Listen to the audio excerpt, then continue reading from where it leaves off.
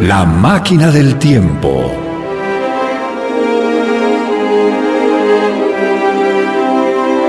De Herbert George Wells.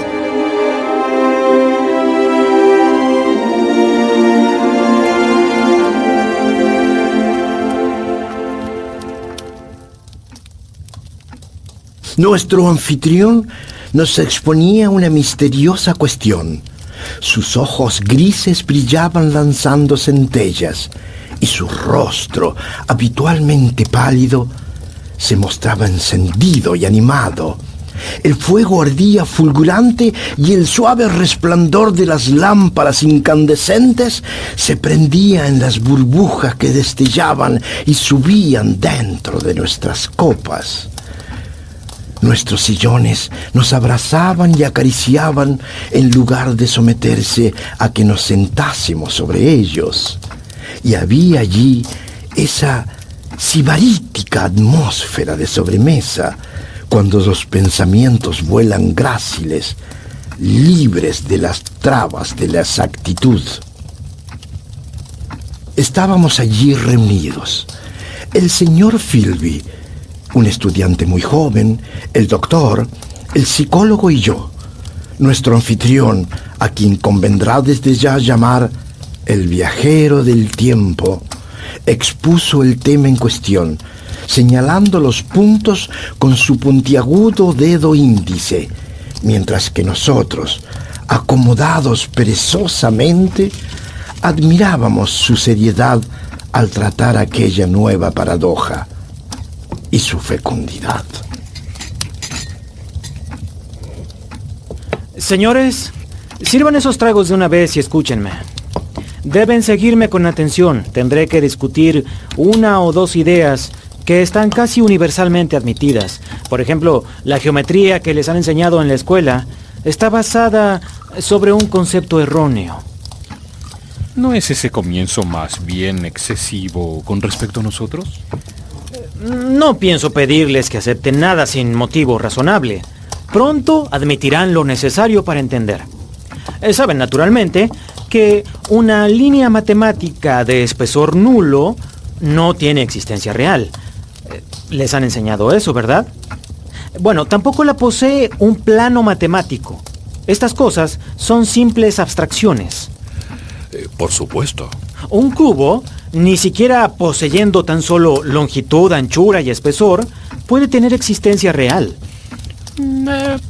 Eso lo impugno. Un cuerpo sólido puede existir. Todas las cosas reales... Eso cree la mayoría de la gente. Pero espere un momento. Evidentemente, todo cuerpo real debe extenderse en 4 direcciones. Debe tener longitud, anchura, espesor y duración. Pero, debido a una flaqueza natural de la carne, que les explicaré dentro de un momento, tendemos a olvidar este hecho. Existen 4 dimensiones, 3 a las que llamamos los 3 planos del espacio, y una cuarta, el tiempo. Sin embargo, hay una tendencia a establecer una distinción imaginaria entre las 3 primeras dimensiones y la última. Sí, claro. Ahora bien, resulta notable que nos olvidemos de esto con tanta frecuencia, y en realidad, eso es la 4ª dimensión, otra manera de considerar el tiempo. No hay diferencia entre el tiempo y cualquiera de las 3 dimensiones, excepto que nuestra conciencia se mueve a lo largo de ellas. Pero algunos necios han captado el lado malo de esa idea. ¿Acaso no han oído de lo que se dice acerca de la 4ª dimensión? Yo no. Pues ese espacio, tal como nuestros matemáticos lo entienden, se dice que tiene 3 dimensiones, que pueden llamarse longitud, anchura y espesor, y que siempre es definible por referencia a 3 planos, cada uno de ellos en ángulo recto con los otros. Algunas mentes filosóficas se han preguntado ¿por qué 3 dimensiones precisamente? ¿Por qué no otra dirección en ángulos rectos con las otras 3?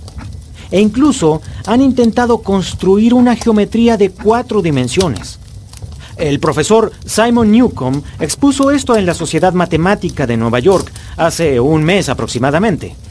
Saben que sobre una superficie plana que no tenga más que 2 dimensiones, podemos representar la figura de un sólido de 3 dimensiones. E igualmente, creen que por medio de modelos de 3 dimensiones, podrían representar uno de 4 si conociesen la perspectiva de la cosa. ¿Comprenden? Creo que es bastante claro. Bueno, no tengo por qué ocultarles que estoy trabajando hace tiempo sobre esa geometría de las 4 dimensiones. Algunos de mis resultados son curiosos. Por ejemplo, he aquí el retrato de un hombre a los 8 años, otro a los 15, otro a los 17, otro a los 23 y así sucesivamente. Todas estas son sin duda secciones, por decirlo así, representaciones tridimensionales de su ser de 4 dimensiones, que es algo fijo e inalterable. El tiempo es únicamente una clase de espacio. Aquí tienen un diagrama científico conocido, un indicador del tiempo. Esta línea que sigo con el dedo muestra el movimiento del barómetro. Ayer estaba así de alto. Anoche descendió. Esta mañana ha vuelto a subir y ha llegado gradualmente hasta aquí. El mercurio no ha trazado esta línea en las dimensiones del espacio que generalmente son admitidas. Indudablemente, esa línea ha sido trazada y por eso debemos inferir que lo ha sido a lo largo de la dimensión del tiempo. Pero si el tiempo es tan solo una 4ª dimensión del espacio, ¿por qué se le ha considerado siempre como algo diferente? ¿Y por qué no podemos movernos aquí y allá en el tiempo como nos movemos en las otras dimensiones del espacio? ¿Estás seguro de que podemos movernos libremente en el espacio? Podemos ir a la derecha y a la izquierda, hacia adelante y hacia atrás con bastante libertad. Y los hombres siempre lo han hecho. Admito que nos movemos libremente en 2 dimensiones. Pero entonces, ¿qué hay hacia arriba y hacia abajo? La gravitación nos limita en ese punto. Eso no es del todo exacto. Existen los globos aerostáticos. Pero antes de los globos, excepto en los saltos espasmódicos y en las desigualdades de la superficie, el hombre no tenía libertad para el movimiento vertical. Aunque puede moverse un poco hacia arriba y hacia abajo. Con mayor facilidad hacia abajo que hacia arriba. Está clara la diferencia. Usted no puede moverse de ninguna manera en el tiempo. No puede huir del momento presente. Mi querido amigo, eso es justamente en lo que el mundo entero se equivoca. Estamos escapando siempre del momento presente. Nuestras existencias mentales, que son inmateriales y que carecen de dimensiones, pasan a lo largo de la dimensión del tiempo con una velocidad uniforme, desde la cuna hasta la tumba. Pero eso no significa que usted pueda moverse de aquí para allá en el tiempo. Ese es el origen de mi gran descubrimiento. Pero se equivoca al decir que no podemos movernos a través del tiempo. Por ejemplo, si recuerdo muy vivamente un incidente, retrocedo al momento en que ocurrió. Me convierto en un distraído. Salto hacia atrás durante un instante. Naturalmente no tenemos medios para permanecer allí durante un periodo cualquiera de tiempo, como tampoco un salvaje o un animal pueden sostenerse en el aire 6 pies por encima de la tierra. Pero el hombre civilizado está en mejores condiciones que el salvaje a ese respecto.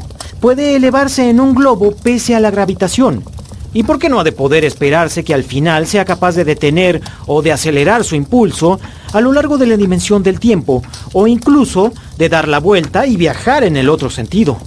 No, eso es inaceptable. Está en contra de la razón. ¿Qué razón?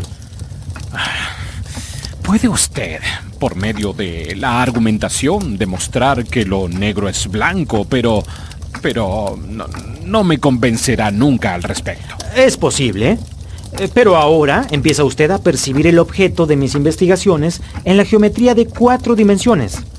Hace mucho tiempo que tenía yo un vago vislumbre de una máquina... ¿Para viajar a través del tiempo? Que viaje indistintamente en todas las direcciones del espacio y del tiempo, como decida el conductor de ella. He realizado la comprobación experimental.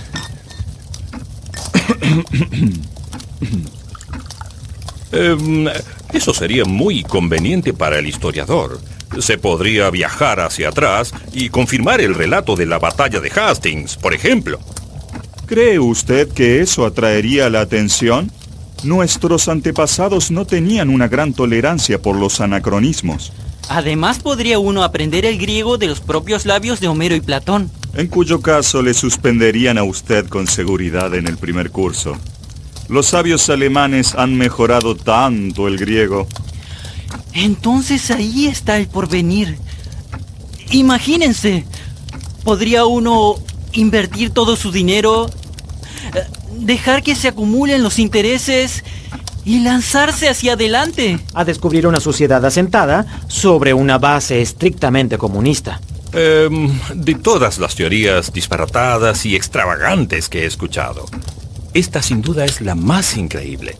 Sí, eso me parecía a mí. Por lo cual, aún no lo he comentado hasta... ¿La verificación experimental? Oh, y el experimento. ¿Ah, sí? Pues déjenos presenciar su experimento, aunque bien sabemos que es toda una farsa. De acuerdo, de acuerdo. Aguarden un momento.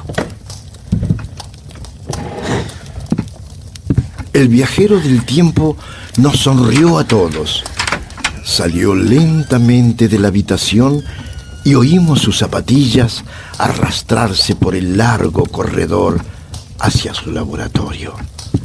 El psicólogo nos miró, pero nadie dijo nada. Un momento más tarde, el viajero del tiempo regresaba con un extraño objeto entre sus manos.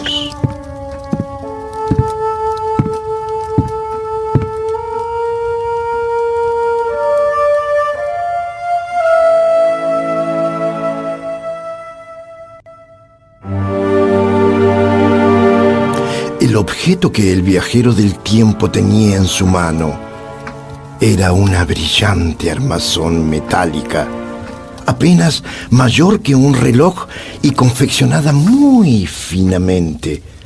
Había en aquello marfil y una sustancia cristalina y transparente. Sujetó entonces una de las mesas octogonales que había esparcidas alrededor de la habitación y la colocó enfrente de la chimenea. Ubicó la máquina encima de ella. Luego acercó una silla y se sentó. El otro objeto que había sobre la mesa era una lámpara con pantalla, cuya brillante luz daba de lleno sobre ella. Había allí también aproximadamente una docena de bujías, 2 candelabros de bronce sobre la repisa de la chimenea y otras varias en brazos de metal. Así que la habitación estaba profusamente iluminada. Caballeros, por favor acomódense donde mejor les parezca. No quiero que piensen que se trata de un simple truco. Yo me senté en un sillón muy cerca del fuego. Philby se sentó detrás de nuestro anfitrión, mirando por encima de su hombro. El doctor le observaba desde la derecha y el psicólogo desde la izquierda. El muchacho joven se erguía detrás del psicólogo. Estábamos todos sobre aviso. Me parecía increíble que cualquier clase de artimaña, aunque sutilmente ideada y realizada con destreza, nos hubiese engañado en esas condiciones. Vaya, es un objeto precioso. Sí, muy bonito. Fascinante. Bien, ¿y qué es? Este objeto pequeño es solo un modelo. Es mi modelo de una máquina para viajar a través del tiempo. Advertirán ustedes que parece ambigua y que esta varilla rutilante presenta un extraño aspecto, como si fuese en cierto modo irreal. He aquí también una pequeña palanca blanca y allí otra. Está realizado con mucho esmero. He tardado 2 años en construirlo. Ahora, quiero que comprendan ustedes claramente que al apretar esta palanca, la máquina irá hacia el futuro y esta otra invierte el movimiento. Este soporte representa el asiento del viajero del tiempo. Dentro de poco voy a mover la palanca y la máquina partirá, se desvanecerá, se adentrará en el tiempo futuro y desaparecerá. Mírenla a gusto. Examinen también la mesa y convénzanse ustedes de que no hay trampa. No quiero desperdiciar este modelo y que luego me digan que soy un embustero. Veamos. Usted. ¿Yo? Sí, usted. Bueno. Deme su mano. Extienda su dedo índice, por favor. Ahora, pulse la palanca.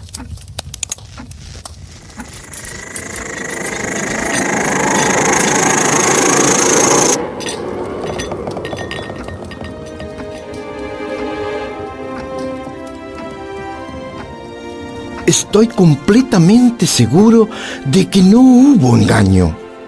Todos vimos la palanca bajar. Sopló una ráfaga de aire y la llama de la lámpara se inclinó.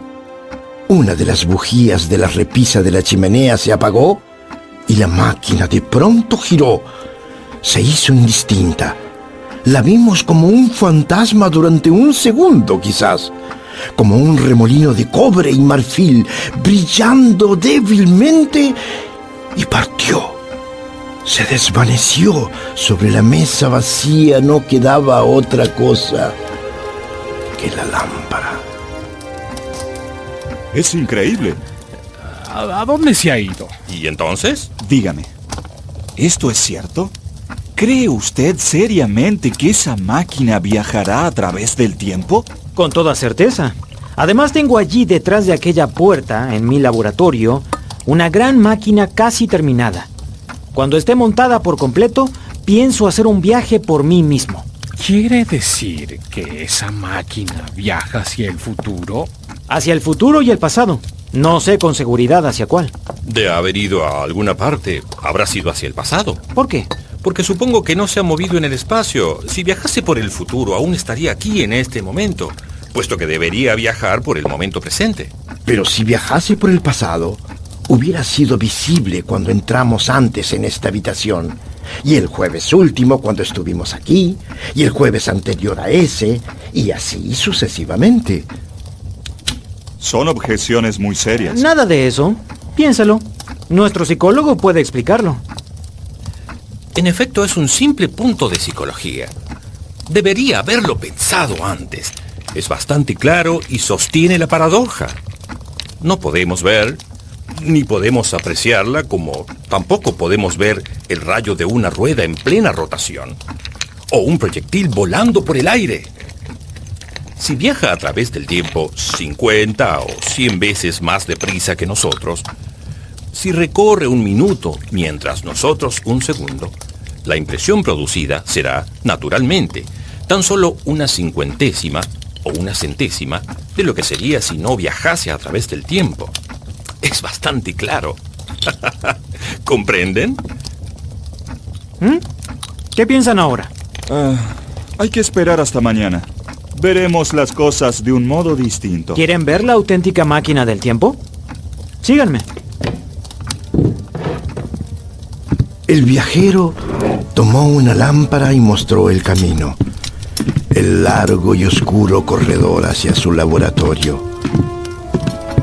Recuerdo vivamente la luz vacilante, la danza de las sombras proyectadas por nuestros cuerpos, cómo lo acompañábamos perplejos, pero incrédulos, y como allí, en el laboratorio, contemplamos una reproducción en gran tamaño de la máquina que habíamos visto desvanecerse ante nuestros ojos.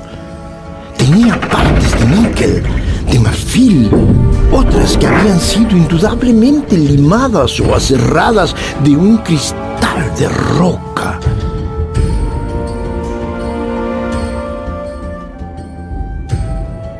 Ay, por favor, ¿habla en serio? ¿O es esto una burla? Como ese fantasma que nos enseñó la Navidad pasada. Montado en esta máquina, me propongo explorar el tiempo. Jamás en mi vida he sido más serio.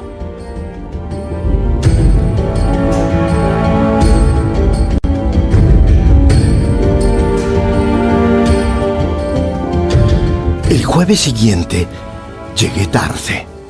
Ya había 4 o 5 hombres reunidos en la sala. El doctor estaba colocado delante del fuego con una hoja de papel en una mano y su reloj en la otra. Busqué con la mirada al viajero del tiempo, pero no estaba allí. El psicólogo, el doctor y yo éramos los únicos que habíamos asistido a la comida anterior. Los otros concurrentes eran Blanc, el director de un periódico de renombre, cierto periodista y otro, un hombre tranquilo, tímido, con barba, a quien yo no conocía. Son ahora las 7:30. Creo que haríamos mejor en cenar. ¿Pero dónde está? Es extraño, pero ha sufrido un retraso inevitable. Me pide en esta nota que empecemos a cenar a las 7 si él no ha regresado. Dice que lo explicará cuando llegue. Es una lástima dejar que se estropee la comida. Disculpen el retraso. Oh, allí está, justo a tiempo. Estaba yo sentado frente a la puerta cuando se abrió del todo y apareció nuestro anfitrión en un estado asombroso. Su chaqueta estaba polvorienta y sucia, manchada de verde en las mangas, y su cabello enmarañado me pareció más gris, ya fuera por el polvo y la suciedad o porque estuviese ahora descolorido. Oh, cielo santo, ¿qué ocurrió, amigo? ¿Qué ha estado haciendo bajo tierra? Estoy bien, pero déjenme beber algo.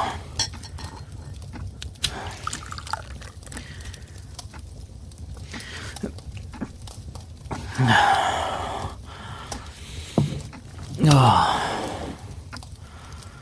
qué bien sabe. Voy a lavarme y vestirme. Luego bajaré y les explicaré todo. No se coman todo ese carnero, por favor. Muero de hambre y quisiera probarlo. Pero explíquenos. Le contestaré enseguida. Es que me siento muy raro. Pero todo marchará bien dentro de un minuto. ¿De qué se trata esto? Ese hombre tiene un aspecto muy extraño. Estoy seguro de que se trata de la máquina del tiempo. ¿Qué cosa? Nuestro anfitrión afirma poder viajar a través del tiempo. Ha fabricado una máquina para tal propósito. ¿Qué clase de broma es esa? Es verdad. Es decir, eso dice él. Hoy ha prometido traer pruebas o algo por el estilo. Si no recuerdo mal, afirmó que podía viajar hacia el futuro. Qué gracioso. ¿Acaso no había ningún cepillo de ropa en el futuro? La idea no es mala. Imagínese cómo venderíamos nuestros periódicos si publicáramos notas con hechos que todavía no han sucedido. Nuestro corresponsal especial para los artículos de pasado mañana.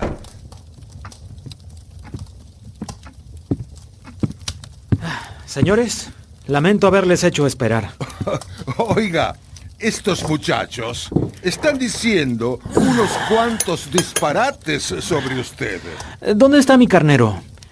Qué placer es poder volver a clavar un cubierto en la carne. Tiene que ser una broma. No, no es ninguna broma, se lo aseguro. Pero necesito comer algo. Luego les contaré todo. Gracias. ¿Me pasan la sal? Aquí tiene. Gracias.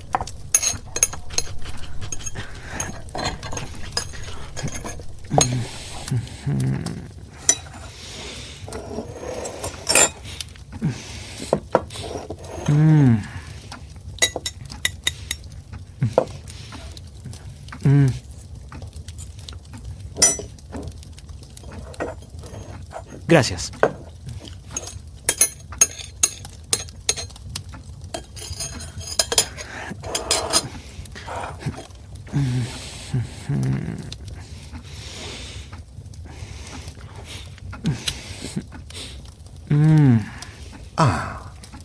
¿Ha estado usted viajando a través del tiempo? Sí, así es. Pago la línea a un chelín por una reseña al pie de la letra. Creo que debo disculparme. Estaba muerto de hambre. Es que he pasado una temporada asombrosa.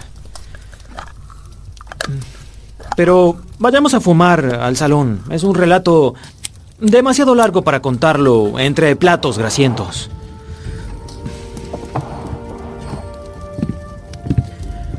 Por aquí. Pasamos al salón y nos acomodamos con nuestros vasos. Sí. Algunos fumaban. Todos permanecíamos expectantes. Blanc, el director del periódico, estaba impaciente. Estos muchachos hablaron de cierta máquina del tiempo. Imagino que se refieren al desarrollo de alguna idea, de un pensamiento abstracto. Una simple paradoja, ¿verdad? Se referían a una máquina real, pero no puedo discutir esta noche. No tengo inconveniente en contarles la aventura, pero no puedo discutirla. Quiero relatarles lo que me ha sucedido, si les parece, pero deberán abstenerse de hacer interrupciones. He vivido 8 días. Unos días como ningún ser humano los ha vivido jamás.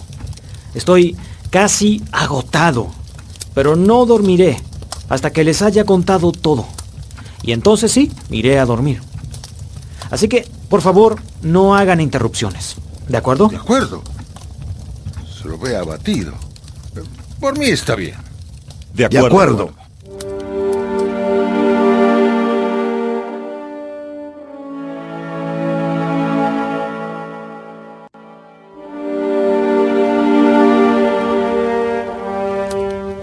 Pues fue a las 10 de hoy cuando la primera de todas las máquinas del tiempo comenzó su carrera. Tomé la palanca de arranque con una mano y la de freno con la otra. Presioné con fuerza la primera y casi inmediatamente la segunda. Creí que me tambaleaba. Tuve una sensación de que me caía y mirando alrededor vi el laboratorio exactamente como antes. ¿Había ocurrido algo? Por un momento sospeché que mi intelecto me había engañado. Observé el reloj. Un momento antes marcaba 1 minuto después de las 10 y ahora eran casi las 3:30. Respiré, apretando los dientes, y con las 2 manos volví a sujetar la palanca de arranque y partí con un crujido. El laboratorio se volvió brumoso y luego oscuro. De pronto vi a la señora Watchels, mi ama de llaves. Apareció y creo que no me vio. Fue hacia la puerta del jardín. Llegó la noche de mañana, después el día de nuevo, otra vez la noche. Luego volvió el día y así sucesivamente, más y más deprisa. Las agujas marcaban que pasaban de a cientos de años en un solo segundo. Un murmullo vertiginoso llenaba mis oídos y una extraña y silenciosa confusión descendía sobre mi mente. Temo no poder transmitir las peculiares sensaciones del viaje a través del tiempo. Son extremadamente desagradables. Se experimenta un sentimiento sumamente parecido al que se tiene en las montañas rusas zigzagueantes. Un irresistible movimiento como si se precipitase uno de cabeza. La vista era brumosa e incierta.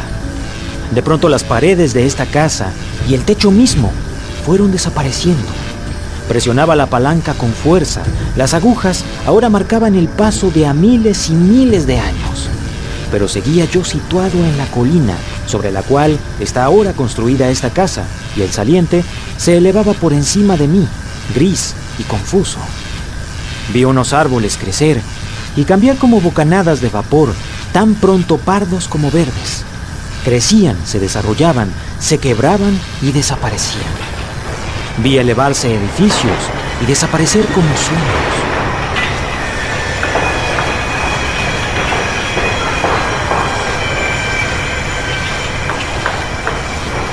¡Qué extraños desenvolvimientos de la humanidad!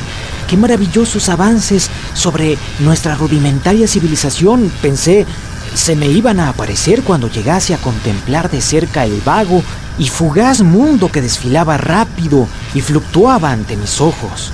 Vi una grande y espléndida arquitectura elevarse a mi alrededor, más sólida que cualquiera de los edificios de nuestro tiempo. El hecho es que, insensiblemente, la absoluta peculiaridad de todo aquello, la débil sacudida y el bamboleo de la máquina, y sobre todo la sensación de caída prolongada, habían alterado por completo mis nervios. Me dije a mí mismo que no podría detenerme nunca, y en un acceso de enojo decidí detenerme inmediatamente.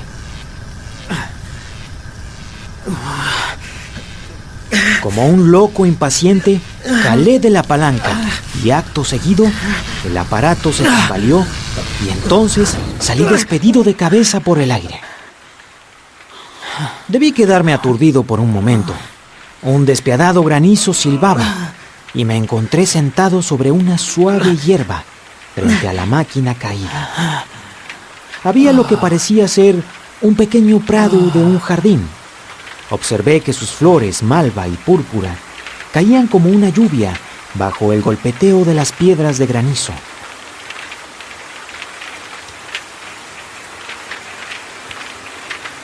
Entonces me levanté y miré a mi alrededor. Una figura colosal, esculpida al parecer en una piedra blanca, surgía confusamente a través del aguacero brumoso, pero todo el resto del mundo era invisible. Las agujas marcaban el año 802.000. No dejaba de repetirlo. Año 802.000. La figura era de mármol blanco, algo parecida en su forma a una esfinge alada, pero las alas, en lugar de llevarlas verticalmente a los lados, estaban desplegadas de modo que parecían planear. Permanecí contemplándola un breve momento, medio minuto quizás, o media hora. Parecía avanzar y retroceder según cayese delante de ella el granizo más denso o más espaciado. Por último aparté mis ojos de ella y vi que la cortina de granizo era más transparente y que el cielo se iluminaba con la promesa del sol. Entonces vi otras formas, enormes edificios con intrincados parapetos y altas columnas, entre una colina arbolada que llegaba hasta mí a través de la tormenta apaciguada. Me sentí preso del pánico. Volví frenéticamente hacia la máquina del tiempo y me esforcé penosamente en reajustarla. Mientras lo intentaba, los rayos del sol traspasaron la tempestad. Me sentía desnudo en un mundo extraño. Experimenté lo que quizás experimenta un pájaro en el aire cuando sabe que el gavilán vuela y quiere precipitarse sobre él. Mi pavor se tornaba frenético. La máquina cedió bajo mi desesperado esfuerzo, retrocedió y golpeó violentamente mi rodilla.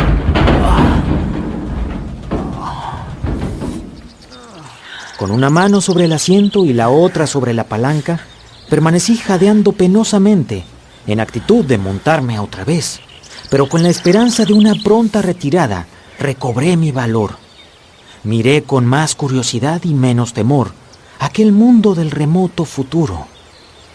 Por una abertura circular muy alta en el muro del edificio más cercano, divisé un grupo de figuras vestidas con ricos y suaves ropajes. Me habían visto y sus rostros estaban vueltos hacia mí. Oí entonces sus voces, viniendo a través de los macizos que crecían junto a la esfinge blanca. Veía las cabezas y los hombros de unos seres corriendo. Uno de ellos surgió de una senda que conducía directamente al pequeño prado, en el cual permanecía yo con mi máquina. Era una ligera criatura, de una estatura quizás de 4 pies, vestida con una túnica púrpura, ceñida al talle por un cinturón de cuero. Me impresionó la belleza y la gracia de aquel ser, aunque también me impactó su fragilidad indescriptible. Su rostro, sonrosado, me recordó mucho la clase de belleza de los tísicos. Al verlo, recobré de pronto la confianza y aparté mis manos de la máquina.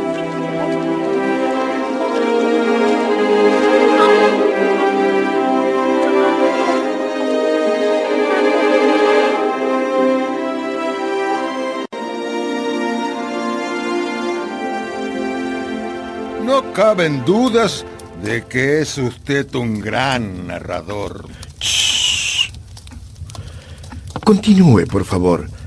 ¿Qué pretendían esos seres del futuro? En un momento estuvimos frente a frente, aquel ser frágil y yo. Vino directamente a mí y se echó a reír en mis narices. La ausencia en su expresión de todo signo de miedo me impresionó enseguida. Luego, aquel ser se volvió hacia los otros dos que le seguían y les habló en una lengua extraña muy dulce y armoniosa. Acudieron otros más y pronto tuve a mi alrededor un pequeño grupo de unos 8 o 10 de aquellos seres. Uno de ellos se dirigió hacia mí. Creí de un modo bastante singular que mi voz era demasiado áspera y profunda para ellos. Entonces moví la cabeza y señalando mis oídos, la volví a mover. Dio él un paso hacia adelante, vaciló y luego tocó mi mano. Sentí otros suaves tentáculos sobre mi espalda y mis hombros. Querían comprobar si era yo un ser real.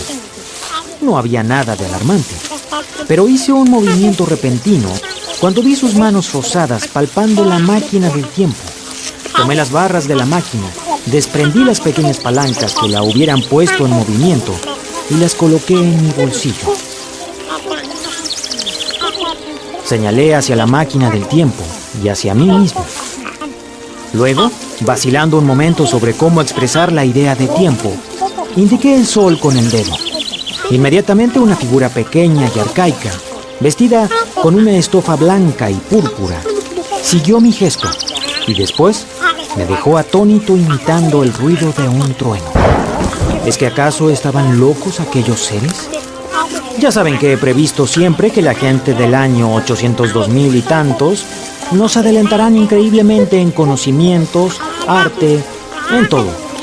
Y enseguida, uno de ellos me hacía de repente una pregunta que probaba que su nivel intelectual era el de un niño de 5 años, que me preguntaba en realidad si había yo llegado del sol con una tormenta. Incliné la cabeza, señalando hacia el sol, e interpreté gráficamente un trueno, de tal manera que los hice estremecer. Se apartaron todos un paso o más y se inclinaron. Entonces uno de ellos avanzó riendo hacia mí, llevando una guirnalda de bellas flores que me eran desconocidas por completo, y la colocó en mi cuello. La idea fue acogida con un melodioso aplauso, y pronto todos comenzaron a correr de un lado a otro, recogiendo flores, y riendo las arrojaban hacia mí, hasta que estuve casi asfixiado bajo el amontonamiento.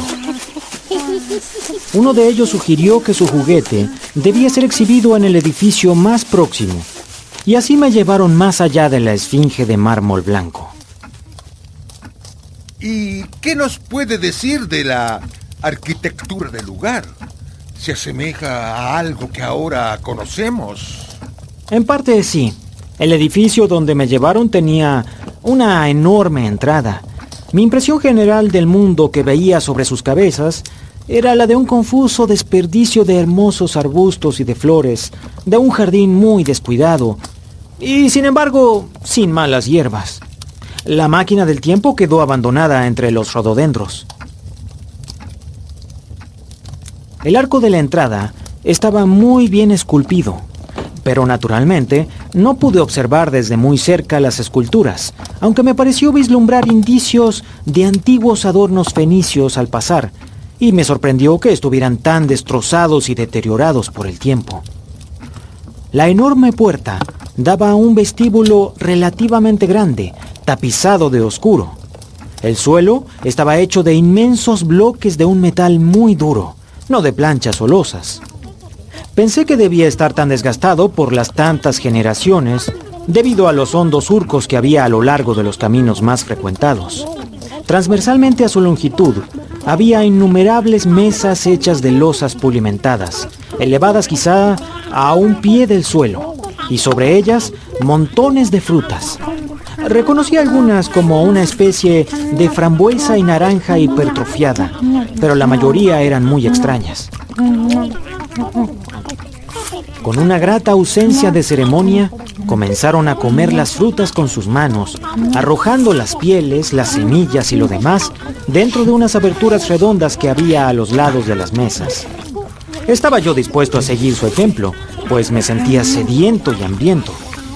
Mientras lo hacía, observé el vestíbulo con todo sosiego. La fruta, dicho sea de paso, constituía todo su régimen alimenticio. Aquella gente era estrictamente vegetariana, y mientras estuve con ella, pese a algunos deseos carnívoros, tuve que ser frugívoro.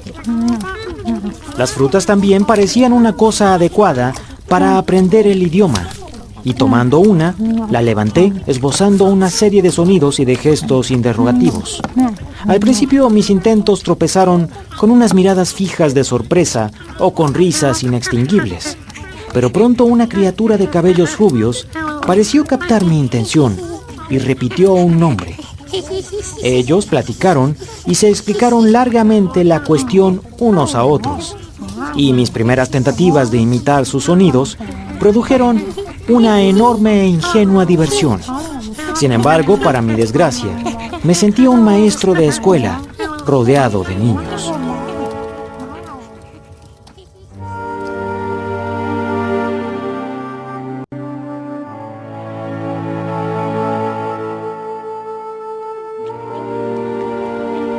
Terminadas la comida y mis tentativas de conversación, observé por primera vez que casi todos los que me rodeaban al principio se habían ido. Y resultó también extraño lo rápido que llegué a no hacer caso de aquella gente menuda. Franqueé la puerta y me encontré de nuevo a la luz del sol del mundo, una vez satisfecha mi hambre. La calma de la noche se extendía sobre el mundo cuando salí del gran vestíbulo, y la escena estaba iluminada por el cálido resplandor del sol poniente. Al principio las cosas aparecían muy confusas. Todo era completamente distinto del mundo que conocía, hasta las flores. Mientras caminaba, estaba alerta a toda impresión que pudiera explicarme el estado de ruinoso esplendor en que encontré al mundo, pues surgía ruinoso. Miré alrededor con un repentino pensamiento desde una terraza en la cual descansé un momento y me di cuenta de que no había allí ninguna casa pequeña. Al parecer la mansión y la casa de familia habían desaparecido. Aquí y allá entre la verdura había edificios semejantes a palacios, pero la casa normal y la de campo, que prestan unos rasgos tan característicos a nuestro paisaje inglés, se habían esfumado.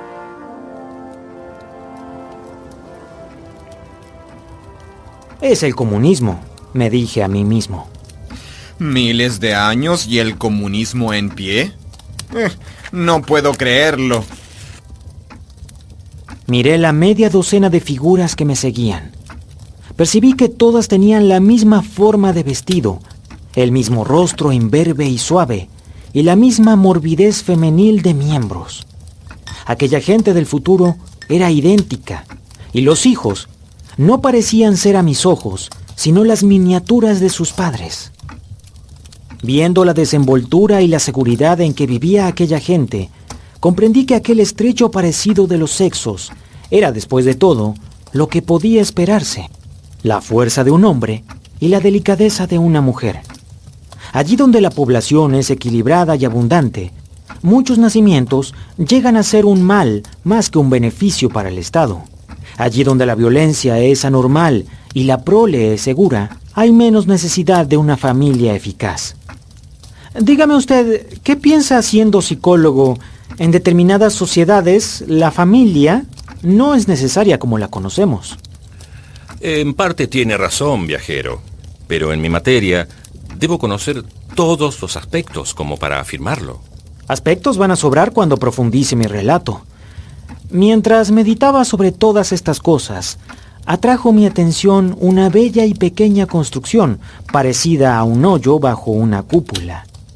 Me senté y contemplé la amplia visión de nuestro viejo mundo bajo el sol poniente de aquel largo día. Era uno de los más bellos y agradables espectáculos que he visto jamás.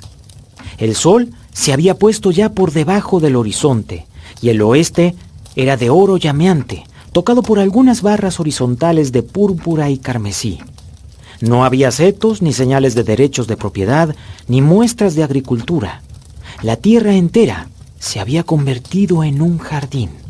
¡Ah, qué visión! No sé si espantarme o alegrarme. Me pareció encontrarme en la decadencia de la humanidad. El ocaso rojizo me hizo pensar en el ocaso de la humanidad. Por primera vez empecé a comprender una singular consecuencia del esfuerzo social en que estamos ahora comprometidos. Al final, sabia y cuidadosamente, reajustaremos el equilibrio de la vida animal y vegetal para adaptarlas a nuestras necesidades humanas. Este reajuste, digo yo, debe haber sido hecho, y bien hecho, realmente para siempre, en el espacio de tiempo a través del cual mi máquina había saltado. El aire estaba libre de mosquitos, la tierra de malas hierbas y de hongos. Por todas partes había frutas y flores deliciosas.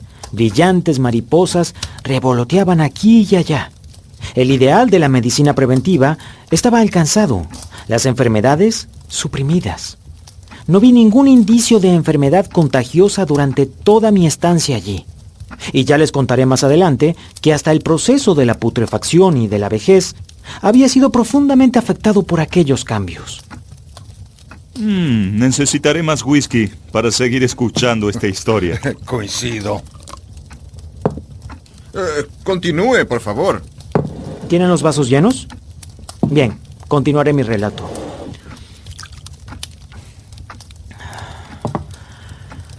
Allí no había signo alguno de lucha, ni social ni económica. La tienda, el anuncio o el tráfico, todo ese comercio que constituye la realidad de nuestro mundo, ya no existía. Era natural que en aquella noche preciosa me apresurase a aprovechar la idea de un paraíso social. La dificultad del aumento de población había sido resuelta, supongo, y la población cesó de aumentar. Pensé en la pequeñez física de la gente, en su falta de inteligencia, en aquellas enormes y profundas ruinas, y esto fortaleció mi creencia en una conquista perfecta de la naturaleza, porque después de la batalla viene la calma.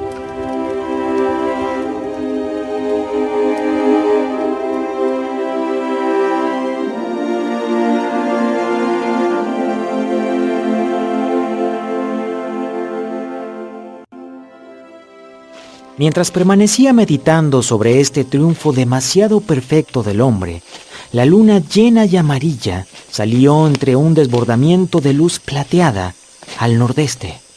Las brillantes figuras cesaron de moverse debajo de mí. Un búho silencioso revoloteó y me estremecí con el frío de la noche. Decidí descender y elegir un sitio donde poder dormir. Busqué con los ojos el edificio que conocía. Luego, mi mirada corrió a lo largo de la figura de la esfinge blanca sobre su pedestal de bronce, cada vez más visible a medida que la luz de la luna ascendente se hacía más brillante. Podía ver el plateado abedul enfrente. Había allí, por un lado, el macizo de rododendros negro en la pálida claridad. Vi por el otro la pequeña pradera que nuevamente contemplé. Una extraña duda congeló mi satisfacción. No, me dije con resolución. Esa no es la pradera. Pero sí lo era. Pues la lívida faz leprosa de la esfinge estaba vuelta hacia allí. ¿Pueden imaginar lo que sentí cuando tuve la plena convicción de ello? No, no podrían. La máquina del tiempo había desaparecido. Eso debe haber sido un evento muy fuerte para un viajero. Es decir, perder su transporte. Desde luego. Y disculpen lo del vaso, ya lo limpiará la casera. Voy a continuar. Enseguida, como un latigazo en el rostro, pensé en la posibilidad de perder mi propia época, de quedar abandonado e impotente en aquel extraño mundo nuevo. El simple pensamiento de esto representaba una verdadera sensación física. Eso explica también la caída de mi vaso de whisky. Cuando llegué a la pradera, mis peores temores se realizaron. No se veía el menor rastro de la máquina. Me sentí desfallecido y pasmado cuando estuve frente al espacio vacío entre la negra maraña de los arbustos. Corrí furiosamente alrededor, como si la máquina pudiera estar oculta en algún rincón, y luego me detuve, jalándome el cabello. Por encima de mí descollaba la esfinge, sobre su pedestal de bronce, blanca, brillante, leprosa, bajo la luz de la luna que ascendía. Parecía reírse burlonamente de mi congoja. Sin embargo, estaba seguro de una cosa. Excepto que alguna otra época hubiera construido un duplicado exacto, la máquina no podía haberse movido a través del tiempo. Las conexiones de las palancas, que les mostraré después, impiden que una vez quitadas, nadie pueda ponerla en movimiento de ninguna manera. Había sido transportada y escondida solamente en el espacio.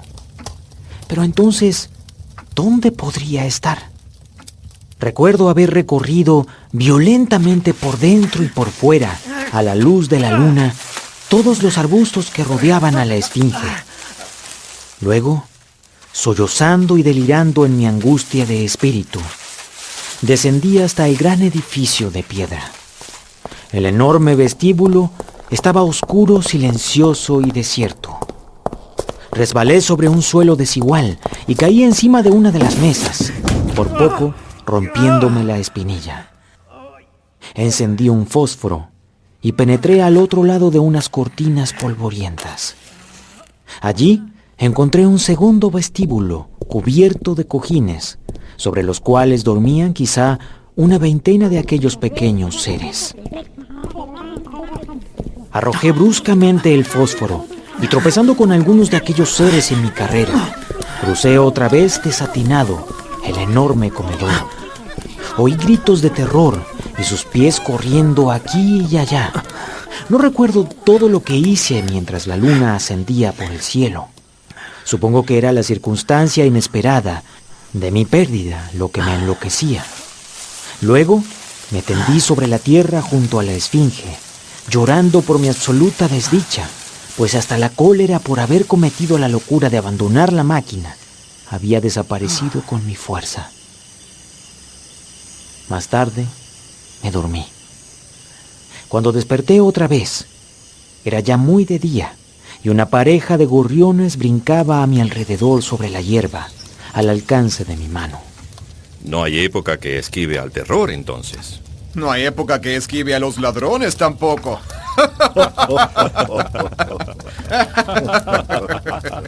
El terror cesó cuando salió el sol.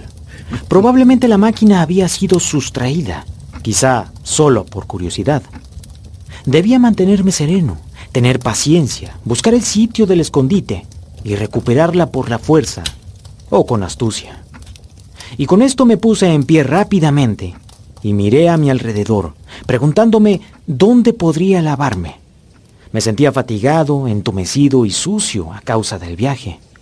La frescura de la mañana me hizo desear algo igual. Encontré unos surcos marcados aproximadamente a mitad de camino entre el pedestal de la esfinge y las huellas de los pasos de mis pies. Este pedestal, como creo haber dicho, era de bronce. No se trataba de un simple bloque, sino que estaba ambiciosamente adornado con unos paneles profundos a cada lado. Me aproximé a golpearlos. El pedestal era hueco. Examinando los paneles minuciosamente, observé que quedaba una abertura entre ellos y el marco. Una cosa aparecía clara a mi inteligencia. No necesité un gran esfuerzo mental para inferir que mi máquina del tiempo estaba dentro de aquel pedestal. Pero cómo había llegado hasta allí era un problema diferente.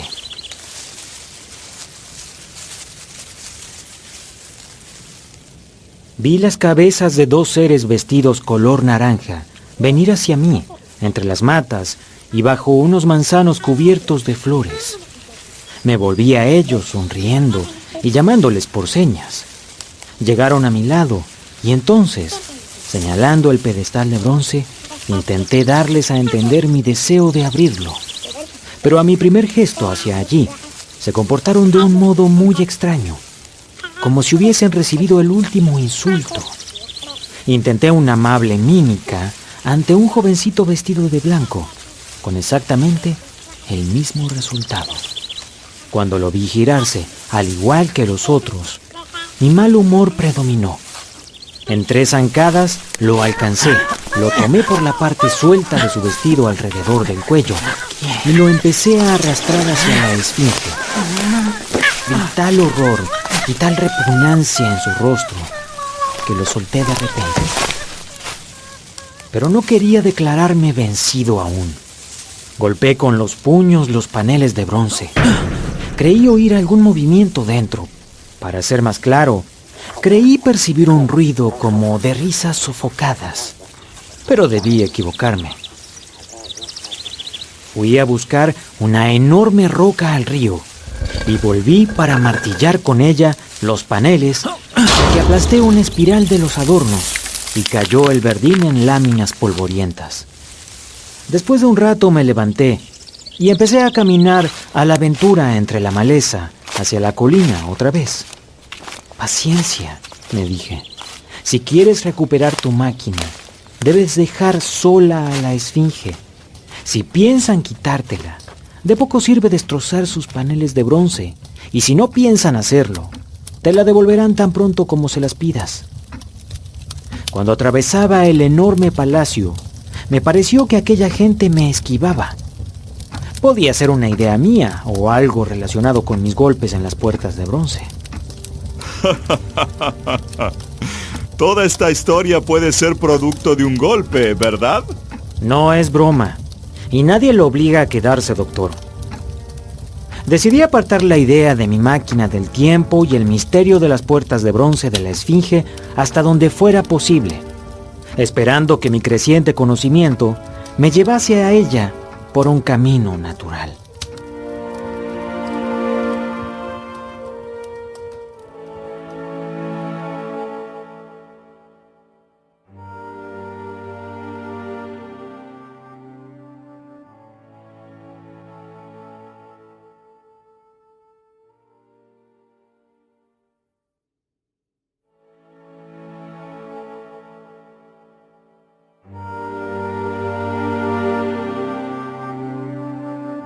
Aquí y allá, el agua brillaba como plata, y más lejos, la tierra se elevaba en azules ondulaciones de colinas y desaparecía así en la serenidad del cielo. Un rasgo peculiar que pronto atrajo mi atención fue la presencia de ciertos hoyos circulares, varios de ellos, según me pareció, de una profundidad muy amplia. Sentado sobre el borde de aquellos hoyos y escrutando su oscuro fondo, no pude divisar ningún centelleo de agua ni conseguir ningún reflejo con la llama de un fósforo.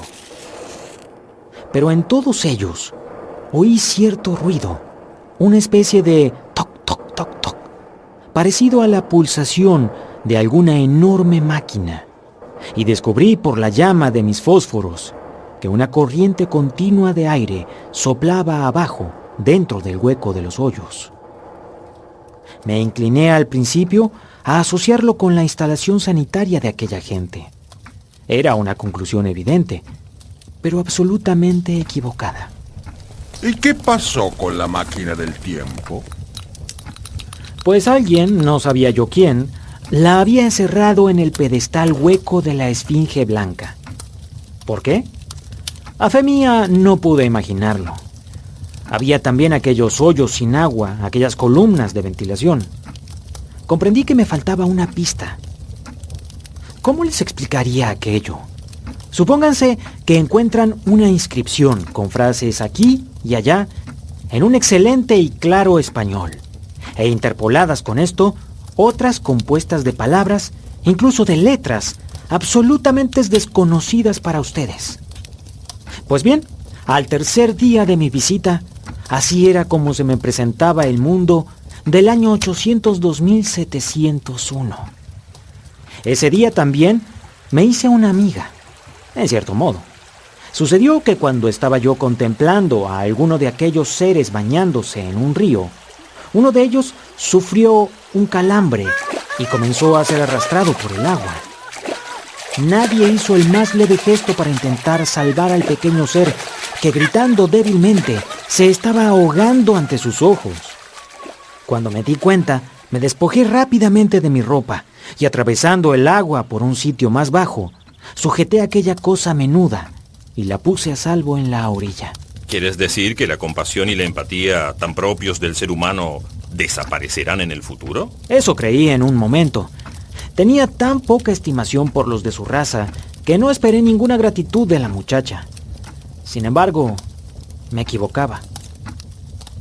Lo relatado ocurrió por la mañana. Por la tarde, encontré a mi mujer. Eso supuse que era, cuando regresaba yo hacia mi centro de exploración. Me recibió con gritos de deleite y me ofreció una gran guirnalda de flores, hecha evidentemente para mí. Este fue el comienzo de una extraña amistad que duró una semana. Por ella, supe que el temor no había desaparecido aún de la tierra. Ella se mostraba bastante intrépida durante el día y tenía una extraña confianza en mí. Una vez, en un momento necio, le hice muecas amenazadoras y ella se echó a reír simplemente. Pero le amedrentaban la oscuridad, las sombras, los objetos negros. Las tinieblas eran para ella lo único aterrador. Nunca vi a nadie dormir puertas afuera o puertas adentro después de ponerse el sol. Sin embargo, fui tan imbécil que no comprendí la lección de ese temor, y pese a la angustia de Wina, me obstiné en acostarme apartado de aquellas multitudes adormecidas. Esto le inquietó mucho a ella, pero al final su extraño afecto por mí triunfó, y durante las 5 noches de nuestro conocimiento, incluyendo la última de todas, durmió ella con la cabeza recostada sobre mi brazo. Pero mi relato se me escapa mientras les cuento de ella. La noche anterior a su salvación, debía despertarme al amanecer. Había estado inquieto, soñando muy desagradablemente que me ahogaba y que unas anémonas de mar me palpaban el rostro con sus blandos apéndices. Me desperté sobresaltado, con la extraña sensación de que un animal gris acababa de huir de la habitación. Me levanté, fui al gran vestíbulo y llegué así hasta las losas de piedra delante del palacio. Tenía la necesidad de contemplar la salida del sol. La luna se ponía y su luz moribunda y las primeras palideces del alba se mezclaban en una semiclaridad fantasmal. Los arbustos eran de un negro tinta, la tierra de un gris oscuro, el cielo descolorido y triste. Y sobre la colina creía ver unos espectros. En 3 ocasiones distintas, mientras escudriñaba la ladera, vi unas figuras blancas. Cuando el cielo se tornó brillante al este y la luz del sol subió y esparció una vez más sus vivos colores sobre el mundo, escruté profundamente el paisaje, pero no percibí ningún vestigio de mis figuras blancas. Deben de haber sido fantasmas, me dije. Me pregunto qué edad tendrán. ¿Fantasmas? Ahora nos habla de fantasmas. Deje que continúe, por favor. El viajero pidió no ser interrumpido. Creo haberles dicho cuánto más calurosa que la nuestra era la temperatura de esa edad de oro.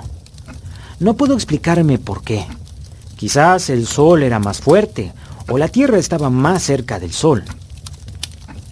Pues bien, una mañana muy calurosa, La cuarta, creo, de mi estancia, cuando intentaba resguardarme del calor y de la reverberación entre algunas ruinas colosales cerca del gran edificio donde dormía y comía, ocurrió algo extraño. Escalando aquel cúmulo de mampostería, encontré una estrecha galería, cuyo final y respiradero laterales estaban obstruidos por masas de piedras caídas. En contraste con la luz deslumbrante del exterior, me pareció al principio de una oscuridad impenetrable.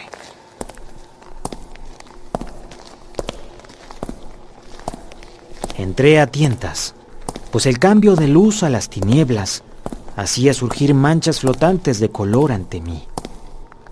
De repente me detuve como hechizado. Un par de ojos, luminosos por el reflejo de la luz de afuera, me miraba fijamente en las tinieblas. El viejo e instintivo terror a las fieras se apoderó nuevamente de mí. Presioné los puños y miré con decisión aquellos brillantes ojos. Extendí la mano y toqué algo suave. Inmediatamente los ojos se apartaron y algo blanco huyó, rozándome.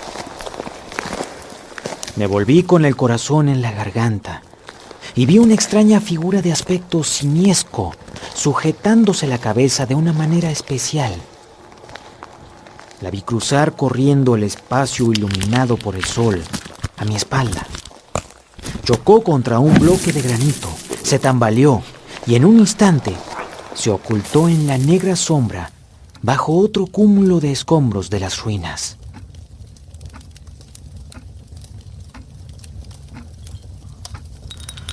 La impresión que recogí de aquel ser fue naturalmente imperfecta, pero sé que era de un blanco descolorido y que tenía unos ojos grandes y extraños de un rojo grisáceo y también unos cabellos muy rubios que le caían por la espalda. Lo seguí hasta el segundo cúmulo de ruinas y llegué a una de aquellas aberturas redondas y parecidas a un hoyo del que ya les había comentado, semi-obstruida por una columna derribada. Un pensamiento repentino vino a mi mente. ¿Podría aquella cosa haber desaparecido por dicha abertura abajo? Encendí un fósforo y mirando hasta el fondo, vi agitarse una pequeña y blanca criatura con unos ojos brillantes que me miraban fijamente. Esto me hizo estremecer. Aquel ser se asemejaba a una araña humana. Descendía por la pared y divisé por primera vez una serie de soportes y de asas metálicas, formando una especie de escalera que se hundía en la abertura. Entonces la llama me quemó los dedos y la solté, apagándose al caer. Y cuando encendí otra, el pequeño monstruo ya no estaba. Me senté sobre el borde, diciéndome que en cualquier caso no había nada que temer y que debía yo bajar allí para solucionar mis apuros. Al mismo tiempo, me aterraba en absoluto bajar. Mientras vacilaba, dos de los bellos seres del mundo superior llegaron corriendo en su amoroso juego desde la luz del sol hasta la sombra. El varón perseguía a la hembra, arrojándole flores en su huida. Parecieron angustiados de encontrarme con mi brazo apoyado en la columna caída y observando el hoyo. Al parecer, estaba mal considerado el fijarse en aquellas aberturas. Cuando señalé una junto a la cual estaba yo e intenté dirigirles una pregunta en su lengua, se mostraron más angustiados aún y se alejaron. Los Morlocks era el nombre que le daban a aquellos seres nocturnos. ¿Por qué habían capturado mi máquina del tiempo? Estaba seguro de que eran ellos quienes la habían capturado. ¿Y por qué también si los Eloi eran los amos, no podían devolvérmela? ¿Por qué sentían miedo tan terrible a la oscuridad? Empecé, como ya he dicho, por interrogar a Gwina acerca de aquel mundo subterráneo. pero nuevamente quedé defraudado. Al principio no comprendió mis preguntas y luego se negó a contestarlas.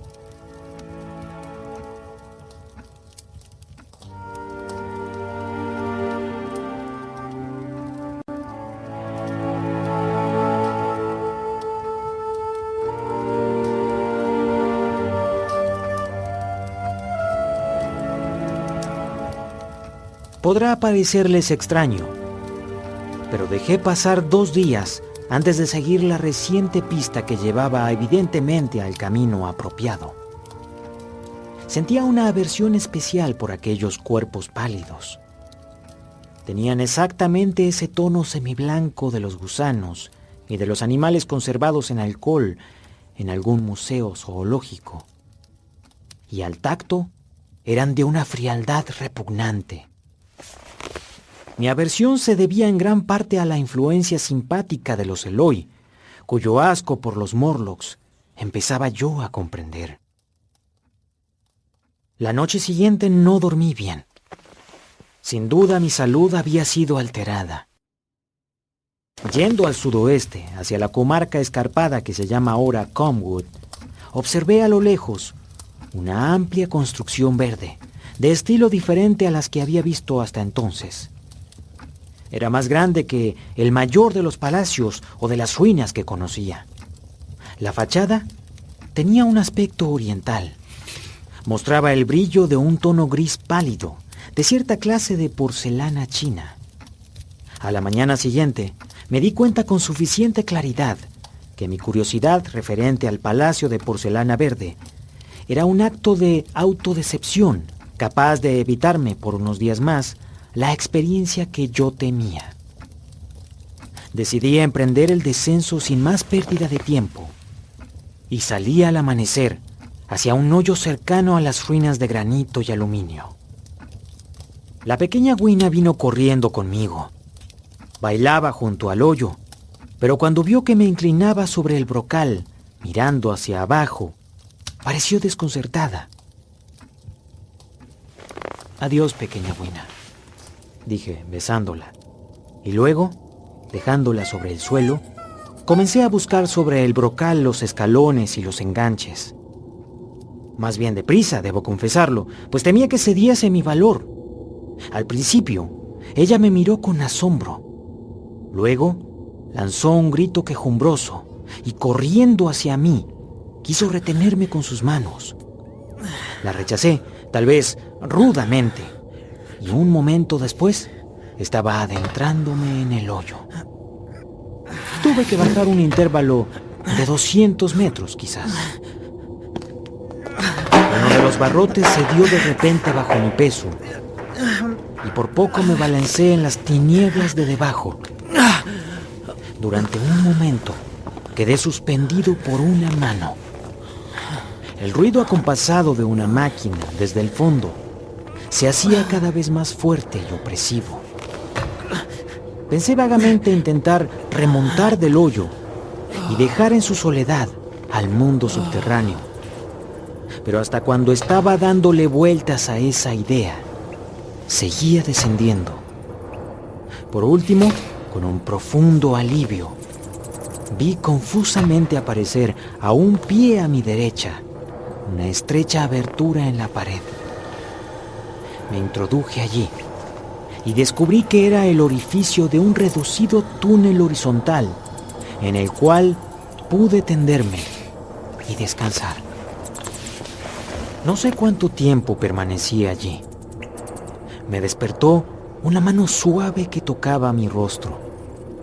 Me levanté de un salto en la oscuridad y vi a 3 seres encorvados y blancos, semejantes a aquel que había visto sobre la tierra en las ruinas y que huyó velozmente de la luz.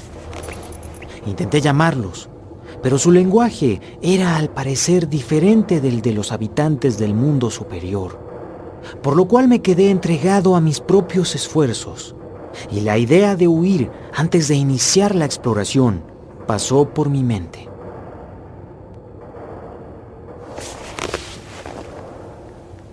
Pero me dije, estás aquí, Estás aquí ahora para esto. Y avancé a lo largo del túnel, sintiendo que el ruido de la maquinaria se hacía más fuerte.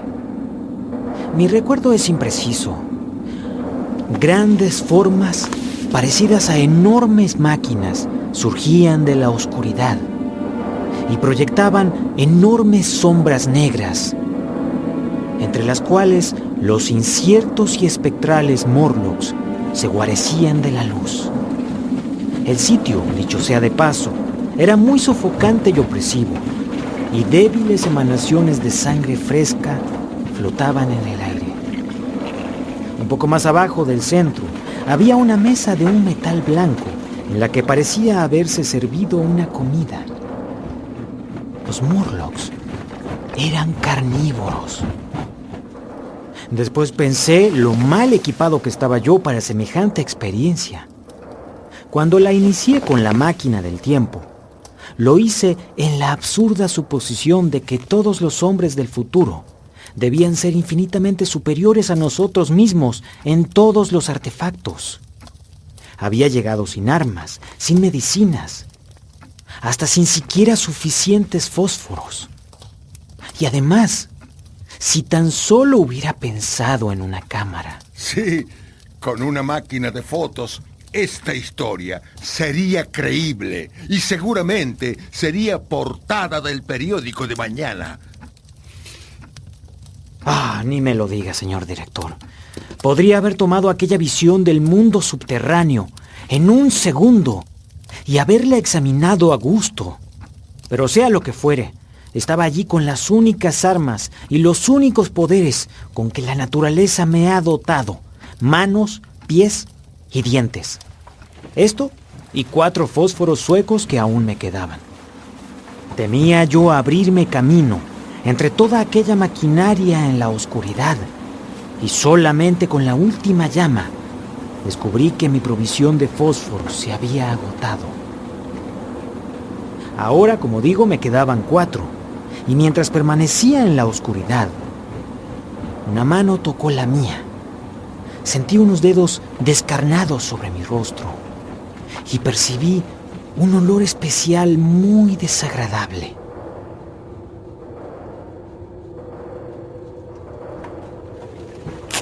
Me pareció oír a mi alrededor la respiración de una multitud de aquellos horrorosos pequeños seres.